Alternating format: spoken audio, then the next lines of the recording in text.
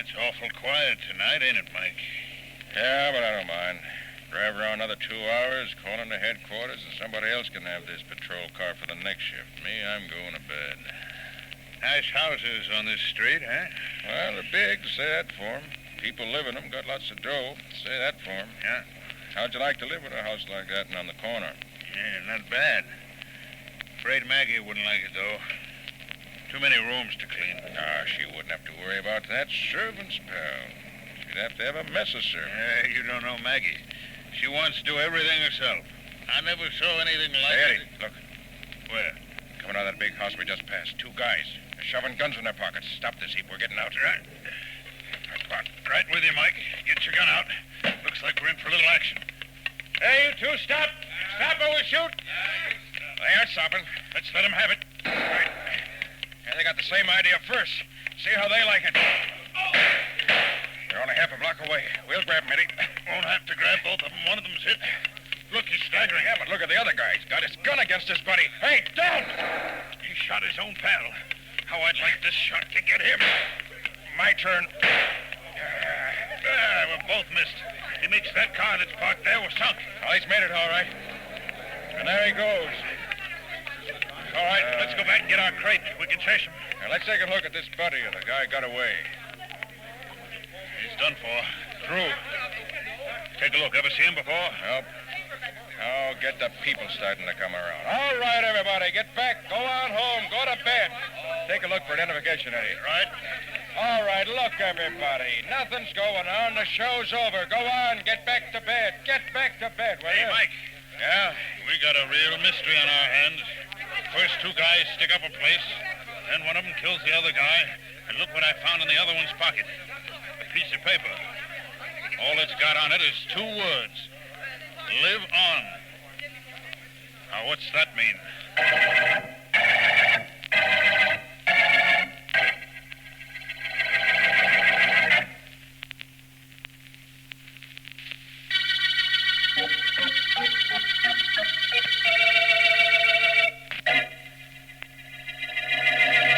Mr. Parker, boss. Don't bother me, Larry. I don't bother people, Mr. Parker. I do just like I'm told all the time.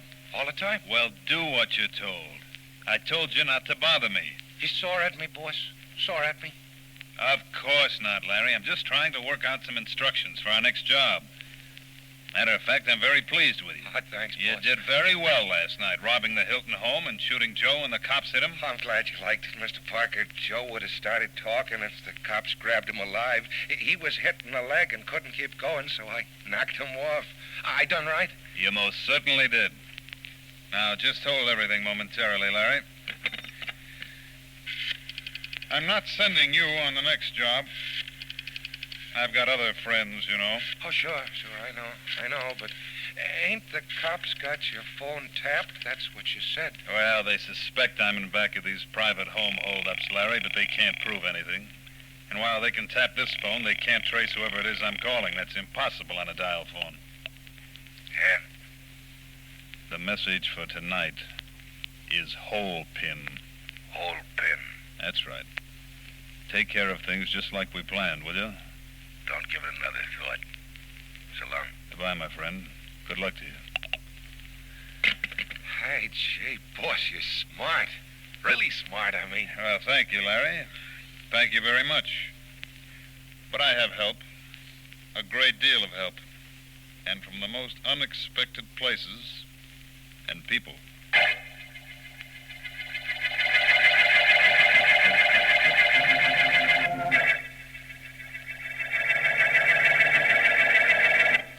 And then, Mr. Vance, the paper goes on to say that the robber who killed his accomplice is being sought by the police. Who expect to make an arrest shortly. Oh, that's right, Mr. Vance. How did you know? Oh, I'm smart, Miss Williams. Didn't you know? Gosh, Mr. Vance, I've only been working for you for 3 months. You can't expect a girl to know everything in 3 months. No, I guess not. I think, though, that... Miss Williams, Vance. Oh, hello, Mr. Well, Vance. hello, Markham. I've rather been expecting you. Miss Williams was just telling me about the mysterious message found in the dead hold-up man's pocket. That's why I'm here, Vance. I'd like to talk to you about the whole thing, if I may. Well, come right into my private office, Markham. Can't have the district attorney of our fair city flaunting a furrowed forehead to the world at large. Gives the town town a bad name. In here, please. Thank you, but I'm not worrying about this town getting a bad name. I'm worrying about someone giving me a rather bad time. Sit down, Markham, please. And let's have your problem. Right, Vance? As you must know, there have been quite a few holdups of fashionable parties in the past few months. Yes, I've read about them. In fact, you and I have discussed them from time to time. Casually, of course. But you mentioned the police suspect of Mr. Edward Parker. We do, but Parker's clever. He has 2 or 3 stooges he sends out on the jobs. But let's take that robbery last night up on 58th Street. The one where one of the thieves shot his buddy after the police had wounded him. What about it, Markham? We found a slip of paper in the dead man's pocket, Vance. It said just 2 words. Live on. Then we intercepted a message Ed Parker was telephoning to someone. That message said, hole pin. Those words have some kind of meaning, I'm sure. They most certainly have, Markham. A very definite meaning. Not to me. I just want a second to make sure of what I'm saying. That robbery last night on 58th Street, was it at number 4360? Yes, but the papers all carry that. I didn't remember it from the papers, believe me. Now I think I can tell you where the next robbery will take place. Oh, no, Vance. Yes, no. my friend. Of course, I'm not sure exactly when it will take place. But after I make a phone call, I think I'll be able to give you that information, too. But, Vance, what you're saying is ridiculous. You can't possibly know that. No? Well, I think I can. Just have the police at 2540 138th Street and see what happens. Yes, Markham, that's where the next hold-up attempt will be made.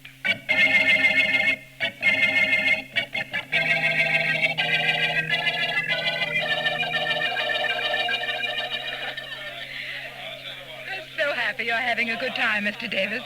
I'm so glad you're enjoying yourself. Incidentally, there's young Alice Morton over at the refreshment table. Wouldn't you like to join us? Definitely, Mrs. Blake. I thought you would. Everybody, can I have your attention, please? At some particular time at every party, the hostess feels it her solemn duty to make an announcement. At the moment, duty calls. I think you'll all be glad to hear that we have with us that distinguished pianist, Dmitri Rabov, who has consented to play a few selections. Mr. Rabov. For his first number, Mr. Rabov plays the Rachmaninoff Prelude in G minor.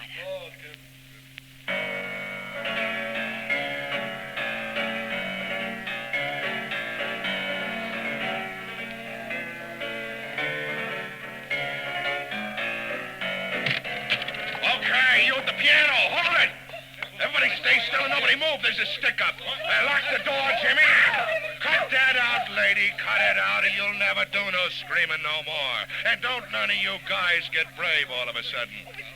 All of you got too much jewelry on. My friend here's got a big bag he's going to put in the center of the floor. Go ahead, Jimmy, out. Now, that's it.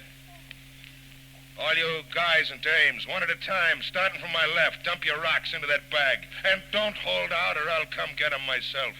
Hey, you fat dame, you start it off. That's a go. Open up the door. Open it up. This is the police. Hey, it's the cops. Come on, Jimmy. Out them French windows and take my head. Stop them, somebody! Don't let nobody try it.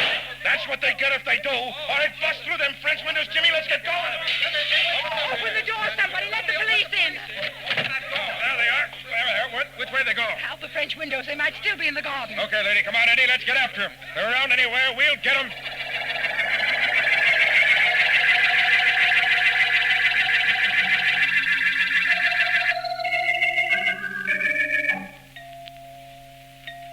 Coming. Yes? How do you do? I'm Philo Vance. You're Mrs. Blake. Yes, I am. Please come in, both of you. This is District Attorney Markham, Mrs. Blake. How do you do? How do you do? Won't you gentlemen come in and sit down? We're not going to stay very long, Mrs. Blake. We just wanted to speak to you about the party in your house last night. It was terrible. If the police hadn't arrived, every one of my guests would have been robbed. If Mr. Vance hadn't told us that there'd be a robbery attempt at this address, the police wouldn't have arrived so conveniently, Mrs. Blake. But we'd like a description of the men who held up your guests. Now, let's see. They were both average height. The one with the gun had a long, thin nose and a cut under his right eye. Uh-huh. The other was Well, just an ordinary-looking person. I see. Mrs. Blake, I understand your position in the social world, and I imagine that this was rather embarrassing to you. Well, it would have been under ordinary circumstances. But there have been several attempted hold-ups at parties recently, so I don't feel too badly. What we want to know is whether you recognized either of the two men, Mrs. Blake. Had you ever seen either one of them before? I'm quite sure I didn't. They both wore masks, but from their general appearance, I'm certain I'd never seen either one. We thought that perhaps they might have been servants employed either by you or some of your friends who were victims of previous robberies, Mrs. Blake. I doubt that very much. Is there anything else, gentlemen? I think not, Mrs. Blake. Thank you so much for your kindness. It's quite all right. Please drop in again if you like. Only let's make it a less formal visit. Well, thank you. We may do that, Mrs. Blake. At least one of us might do that. That one of us being me. I'd be glad to see you at any time, Mr. Vance. Goodbye. Goodbye, Mrs. Blake. What's getting into you, Emily? You going crazy? No, I don't think so, Ed. Why? Why? He gave Vance and Markham a perfect description of one of my boys. You blow this racket of ours sky high before we really get started. You're such an alarmist, Ed. I didn't tell them anything they couldn't have gotten from any of the guests who were here last night. What do you want me to do? Give them a false description so that the trail would lead directly to me? I'm sorry, Emily. I guess I didn't think of that. Now, let's get back to what we were talking about before Vance and Markham got here. I think we'd better talk about what happened when Vance and Markham got here. We can't use that code anymore, Ed. Vance has already broken it. How do you know? Markham said that Vance knew the holdup was to be here. They've tapped your wire, Ed, heard you give instructions in Cipher, and broke the code. That Vance is too smart. Maybe I ought to take care of him. Maybe you shouldn't have started with him. How'd I know he'd be called in on this case? There weren't supposed to be any murders, you know that. Larry killed Joe and the cop's bullet got him, but we didn't plan on that. No.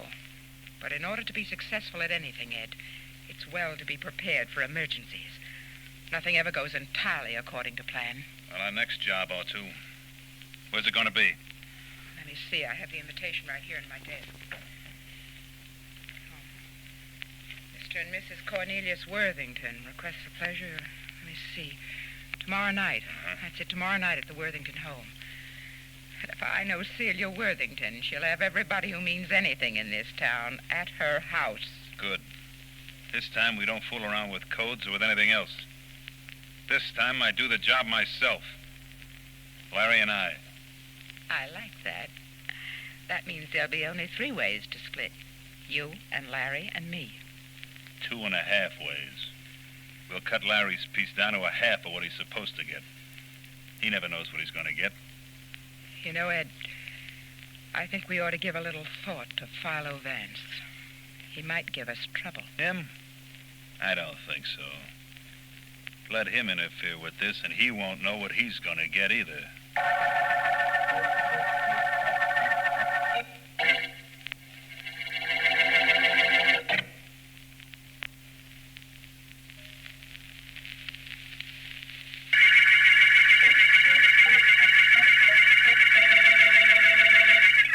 This is District Attorney Markham.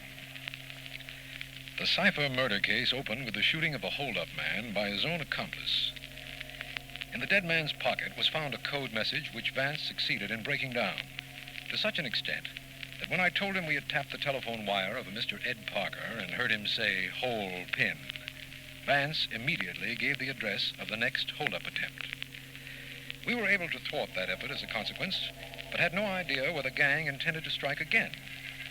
It is for this reason that I'm calling on Vance, whom I expect to find. Vance, where are you? In my private office, Markham. Come right in. I'm on the way. How are you today, Vance? Very well, which apparently is more than I can say for you. What's bothering you, Markham? This Cipher case, Vance. We've continued to tap Ed Parker's phone, but we've gotten nothing from him that even resembles a code. I didn't imagine you would. You think he knows we've succeeded in figuring out his code? I'm reasonably certain of that. Just because the police broke up that holdup at Mrs. Blake's the other night? That's only one reason, Markham. But the others aren't to be discussed right now. Vance, you know the police broke that code Parker used. It took them some time. Yet you figured it in less than a minute. I'll explain that to you, Markham, but not now. Right now, I'm wondering where that holdup mob will hit next, and how I can find out. Well, they seem to be concentrating on gatherings of the elite. Strictly social stuff. Really? Well, then the chances are that Mrs. Emily Blake would be invited to the next affair. And she did invite me to call on her, remember, Markham? Yes. I think I'll accept that invitation, my friend. I see. You intend to get her to tell you when the next big social event will take place and perhaps ask you to accompany her. Vance, you're a very resourceful man. That isn't the only reason I'm doing it, Markham. Don't forget, Mrs. Blake is a very charming woman.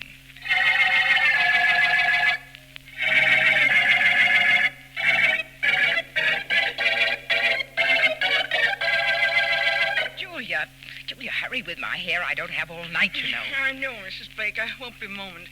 I've laid out all your jewelry on the dressing table. You can be ready in a moment after I get finished. Well, then hurry up and get finished, why don't you? I'll get that myself. Stand in back of me and finish my hair while I'm talking. Very well, madame. Hello? Emily, this is Cornelius Worthington. Cornelius. Don't tell me I'm that late that you called to find out what was delaying me. Not quite. Emily, dear, there's a change in plans about the party tonight. Oh? Yes, one of the children's ill, and they've quarantined our house. Oh, how dreadful, Corny. We called the Applebys, and they're going to have our party at their house. Come there, won't you? I've got a dozen people to call, so I've got to cut this short. The Applebys are at 651. 651? 131st Street. 131st Street. You don't mind, Emily? Oh, it's perfectly all right, Corny. I understand. Toodaloo.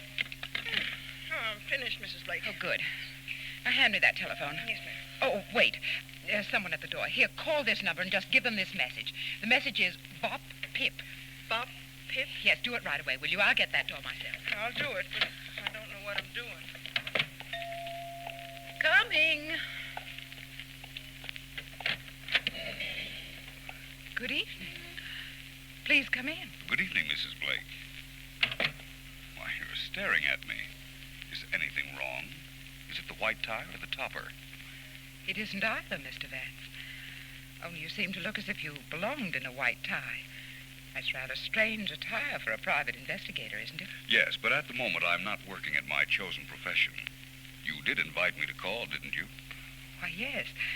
But I'm going out tonight. I thought you might be, hence these evening clothes. May I go with you? Well, why not? Thank you. By the way, Mrs. Blake, you look quite charming. Thank you. My wrap, Vance, sits over by the chair. Of course. Here you are. Beautiful shoulders, Mrs. Blake. Beautiful. I'm going to run out of thank yous. But I warn you, it'll be long after you run out of compliments. Perhaps. Where are we going, or shouldn't I ask? We're going to a party. Oh? It was supposed to be held at the Worthingtons, but it's over at the Applebys. That won't bother you any. We're still going. Of course. It won't bother me any. Shall we go?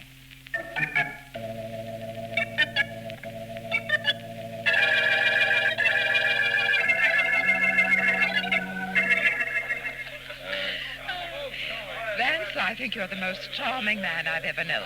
That, Mrs. Blake, speaks eloquently for my conceit and very badly for the other men with whom you've been. Are all social parties this dull? No, only the ones I've been to. Score one for the distaff side of the combination. You know, I think we're getting along rather well. I'm glad to hear that. We were, as far as I was concerned. But I'll have you know that when you walked into this room, every woman in the place turned to stare at you. I didn't notice. Used to that sort of attention, Vance? Immune to it. Tell me, who is everybody here? Well, let's see. That's Appleby Jr. over there. His dad owns mills or something. And next to him... Mrs. Appleby? Don't be naive. That's Celia Worthington. Mrs. Appleby is over by the piano with Cornelius Worthington. Cozy, isn't it? What happens when it comes time to go home? See that light switch next to you? Yes. At midnight, somebody turns that out, and everybody rejoins the partner he came here with. No wonder people are looking so strangely at us. Tell me more about the others. Well, there's Montgomery Todd over there. Mr. Todd is the tall man looking vaguely around the room. And Mrs. Todd? Well, she's the one Montgomery is looking vaguely around the room for. She's the thin woman over by the palms at the other end of the room. Very wealthy. Isn't everybody here? Practically. Okay, everybody. Don't anybody do anything except what I tell them, and nobody will be hurt. Another robbery. All right, It's quiet. an epidemic lately, isn't it? Now, look, all of you, you've all got jewels. They're probably all insured. Now, we want them, and we don't want any trouble getting them. I want all the men to turn their backs. The lights. What happened to the lights? Boss, there's a trap. Let's get out of here fast. Hey, come on, let's go. I guess I can turn the lights on now, don't you think, Mrs. Blake? Oh, you acted very quickly, Vance. Congratulations. Congratulations to you, too, Mrs. Blake. Perhaps you didn't act as quickly, but your acting was very good just the same.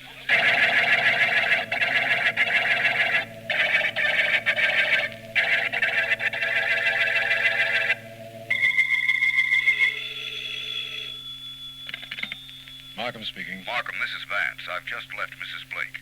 The party we were going to switched addresses at the last moment. Yes, I know. My men found only servants home when they went to cover the Worthington house. 2 men just tried to hold up the guests at this party, Markham. I slipped away to call you and report. Oh, glad you did. Sergeant Heath found out where the party was. He just called in to say he picked up 2 men who were fleeing from the Appleby mansion. Come on down here, Vance. I'll have them here in a few moments. I'll be there, Markham, and I'll bring Mrs. Blake with me. I'm quite sure she can supply all the identification we need.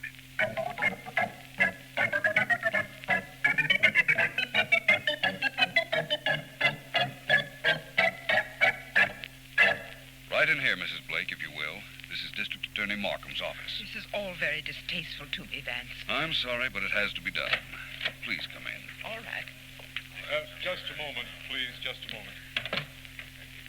Hello, Vance. Glad you're here. Good evening, Mrs. Blake. Hello, Mr. Markham. Mrs. Blake, we picked up these 2 men as they were running from the Appleby house an hour ago. Can you identify them as the men who tried to hold up the guests of the party?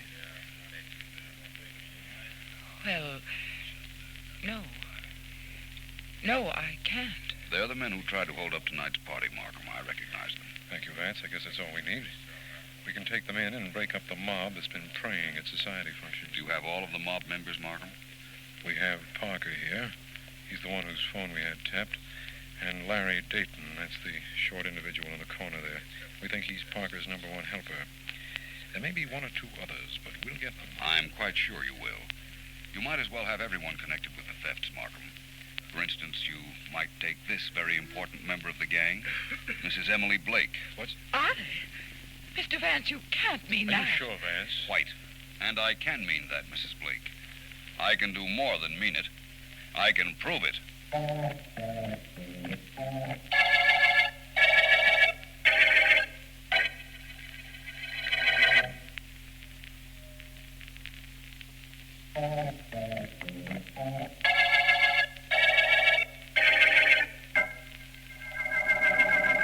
I'd like nothing better than to relax at the end of a case, Vance, but we've gotten confessions from Mrs. Blake and Ed Parker, and I'm still not relaxed. Markham, what's the trouble?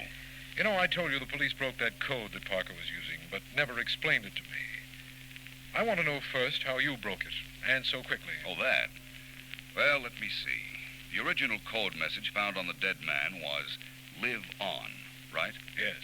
And the robbery the dead man was fleeing from took place at 4360 58th Street. Yes. The letters in the words "Live on" became the numbers 4360 and 58, Markham. By use of a code word, each letter becomes a number. That's why when you intercepted Parker's message about Holpin, I was able to tell you the address of the next attempted stick-up. But how could you have broken the code so quickly? The minute I saw it, I knew it as well as I knew my own name. In fact, it was my own name. Your own name? What? Philo Vance. The P was 1, the H2, the I3, the L4, and so on. Well, I'll be darned. They picked your name. I wonder why. 2 reasons. 1, it was known to everybody involved. 2, they never thought I'd be called in on a mere series of robberies.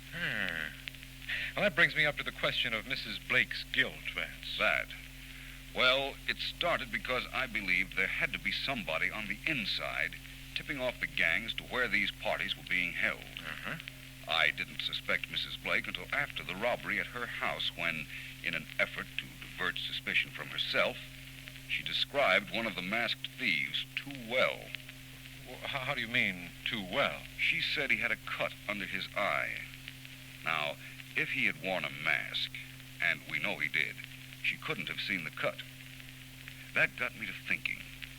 And then I learned that Cornelius Worthington was giving a party. I went to him and got him to switch his party to the Appleby's house. Why?